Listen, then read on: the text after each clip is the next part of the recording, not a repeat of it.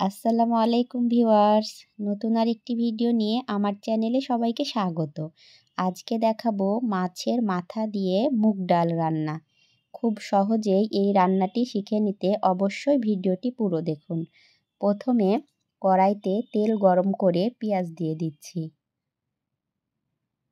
এবার পেঁয়াজ দেওয়ার পরে পেঁয়াজটা ভাজা হতে হতে চলুন ডালগুলো দেখিয়ে দিই। আমি মুগ ডালগুলোকে প্রথমে হালকা ভেজে নিয়েছি। তারপরে একটু সময় আগে পানিতে ভিজিয়ে রেখেছি।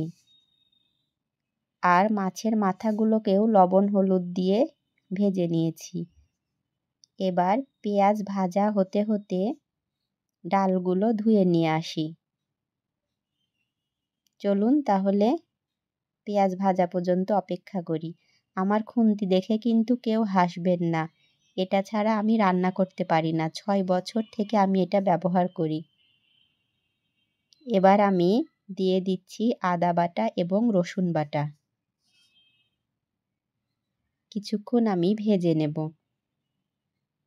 কিছুক্ষণ ভাজা হলে দিয়ে দিচ্ছি লবণ। লবণ দেওয়ার পরে আমি গুঁড়ো মশলা অ্যাড করব। এখানে দিচ্ছি হলুদ গুঁড়ো, মরিচ গুঁড়ো, ধনিয়া গুঁড়ো ও জিরে গুঁড়ো। এগুলো খুব ভালো করে কষাতে হবে। মশলা দিয়ে তেল বের হওয়া না পর্যন্ত আমি এটা কষাতে থাকব। হালকা পানি দিয়ে দিলাম। এবার ঢেকে দিয়ে কিছুক্ষণ মশলাটা কষিয়ে নেব। দেখেন কি সুন্দর তেল ছেড়ে গেছে। এবার আমি ভেজে রাখা মাছের মাথা দুটো দিয়ে দিলাম। দিয়ে মশলার সাথে ভালো করে কষিয়ে নেব।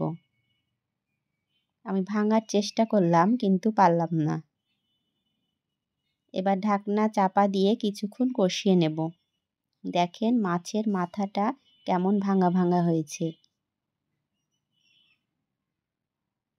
কিছুক্ষণ কষানোর পর ধুয়ে রাখা ডালগুলো দিয়ে দিলাম। এবার খুব ভালো করে সবগুলো মিশিয়ে নেব।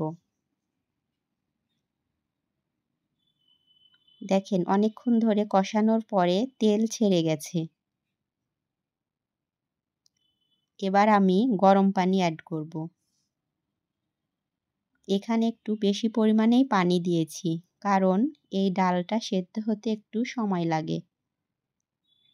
তাই বেশি পরিমাণেই পানি দিতে হবে।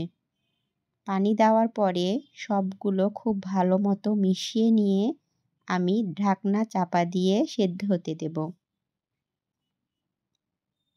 প্রায় ৫-৭ মিনিট পরে আমি ঢাকনাটা তুলে এর মধ্যে দিয়ে দেব টমেটো কুচি আর কাঁচামরিচ কুচি। কাঁচামরিচগুলো আমি মধ্যে থেকে কেটে নিয়েছি। আবারও ঢাকনা চাপা দিয়ে রেখে দেব পানি শুকানো পর্যন্ত। ফিরে এলাম রান্নার শেষ পর্যায়ে। দেখেন ডালগুলো সেদ্ধ হয়ে গেছে। আর একটু লবণ লাগতো, তাই আমি আর একটু লবণ দিয়ে দিলাম। শেষ পর্যায়ে দিয়ে দিচ্ছি ধনিয়া পাতা।